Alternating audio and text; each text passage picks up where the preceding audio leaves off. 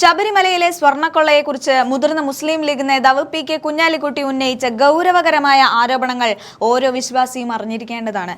ഇത് വെറുമൊരു മോഷണമല്ല, മറിച്ച് അധികാരം ഉപയോഗിച്ച് ആസൂത്രിതമായി നടത്തുന്ന ഒരു അഴിമതിയുടെ കഥയാണ്. ശബരിമലയിൽ സ്വർണം കാണാതായ സംഭവത്തിൽ ഉൾപ്പെട്ട പാർട്ടി നേതാക്കൾക്കെതിരെ എന്ത് നടപടിയാണ് ഈ സർക്കാർ എടുത്തത്? കുഞ്ഞാലിക്കുട്ടി ചോദിക്കുന്നത് പ്രസക്തമായ ഒരു ചോദ്യമാണ്.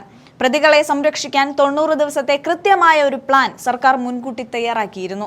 അന്വേഷണം വൈകിപ്പിക്കുക, പ്രതികൾക്ക് സ്വാഭാവിക ജാമ്യം ലഭിക്കാൻ വഴിയൊരുക്കുക, ഒടുവിൽ പോലീസിനെ ഉപയോഗിച്ച് കേസ് അട്ടിമറിക്കുക, ഇതാണ് ഇപ്പോൾ നടന്നുകൊണ്ടിരിക്കുന്നത്. ഭക്തരുടെ വികാരങ്ങളെ ചവിട്ടിമെതിച്ച് സ്വന്തം പാർട്ടിക്കാരെ രക്ഷിക്കാൻ പിണറായി സർക്കാർ കാണിക്കുന്ന ഈ വ്യഗ്രത കേരളം കാണാതെ പോകരുത്. ജനശ്രദ്ധ തിരിക്കാൻ ലോകത്തുള്ള കാര്യങ്ങളെല്ലാം പറയുന്ന സർക്കാർ സ്വന്തം മൂക്കിന് താഴെ നടന്ന ഈ കൊള്ളയെക്കുറിച്ച് മാത്രം മിണ്ടുന്നില്ല. സോണിയാഗാന്ധിയെയും പ്രിയങ്ക ഗാന്ധിയെയും കുറിച്ച് പറഞ്ഞ് ഈ അഴിമതി മൂടിവെക്കാമെന്ന് ആരും കരുതണ്ട.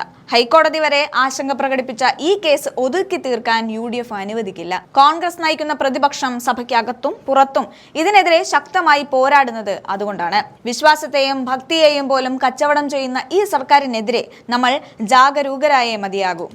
പറഞ്ഞത് തന്നെ പറഞ്ഞുകൊണ്ടിരിക്കുകയല്ല.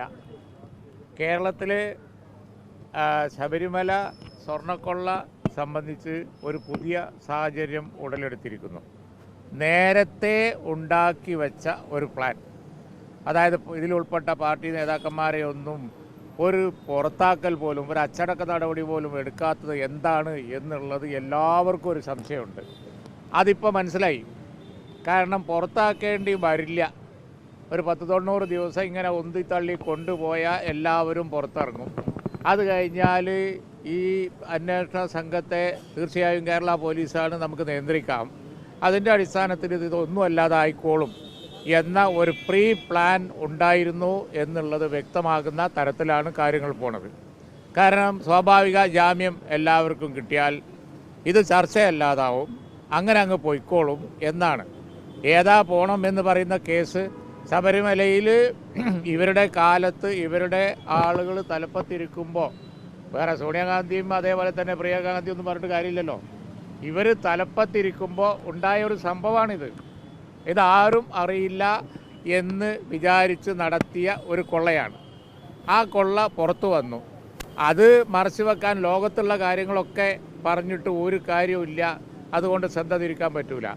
പിന്നെ എന്താ വഴി?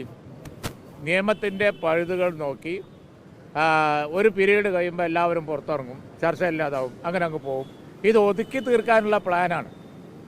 ഈ ശബരിമല സ്വർണ്ണക്കൊള്ള ഇത്രയും വലിയൊരു സംഭവം ഒതുക്കി തീർക്കാനുള്ള പ്ലാനാണ്. ഇപ്പോൾ പുതിയ വന്നിരിക്കുന്ന സംഭവവികാസം അതാണ്. അതിനെതിരായിട്ടാണ് ഇപ്പോൾ പ്രതിപക്ഷം ഇന്ന് ഇത്ര വലിയ ബഹളം വെച്ചത്. ഈ കേസ് ഒന്നും അല്ലാതാക്കാൻ പോവുകയാണ്, ഒതുക്കി തീർക്കാൻ നോക്കുകയാണ്.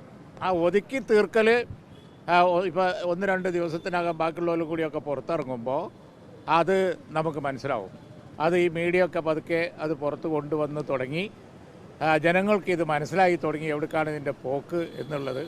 ഹൈക്കോടതി ഇത് നേരത്തെ പറഞ്ഞിട്ടുണ്ട്.